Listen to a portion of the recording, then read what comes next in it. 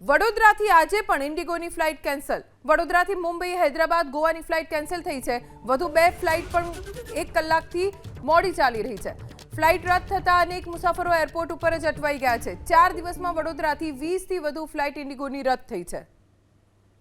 વડોદરામાં પણ એ જ સ્થિતિ છે. વડોદરા એરપોર્ટ ખાતે ઇન્ડિગોના મુસાફરો આવે તો છે, પણ ખૂબ મુશ્કેલી સહન કરવી પડી રહી છે, કેમ કે મોટાભાગની ઉડાનો ઇન્ડિગોની રદ થઈ રહી છે અને વધુ 2 ફ્લાઇટ કલાકથી મોડી ચાલી રહી છે. વડોદરાથી મુંબઈ, હૈદરાબાદ અને ગોવાની ફ્લાઇટ કેન્સલ થઈ ગઈ છે.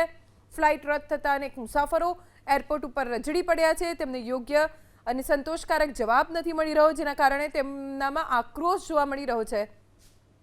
તેઓ હવે કરે શું એ સવાલનો જવાબ કોઈ પાસે નથી. देहरादून से अहमदाबाद का फ्लाइट था, उसमें अभी ये देहरादून से दिल्ली कैंसिल कर दिया. तो क्या करोगे फैमिली? अभी फैमिली को बताएंगे भाई दिल्ली मूव करो और क्या.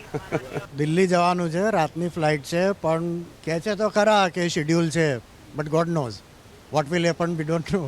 કેમ કે દેશભરમાં 2000થી વધુ કેન્સલ થઈ છે. અહીંયા વડોદરામાં even you can check air ઇન્ડિયાનું કાઉન્ટર પર કોઈ નથી, એટલે બીજા કોઈને કંઈક પૂછવું હોય બીજી એરલાઇનનું, બટ નોબડી ઇઝ ધેર.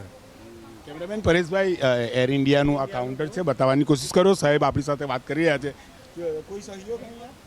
કોઈ નહીં. આ જો આ બધી પબ્લિક આવે છે, પોતાની દુખડા કહે છે અને પછી પાછું જાય છે.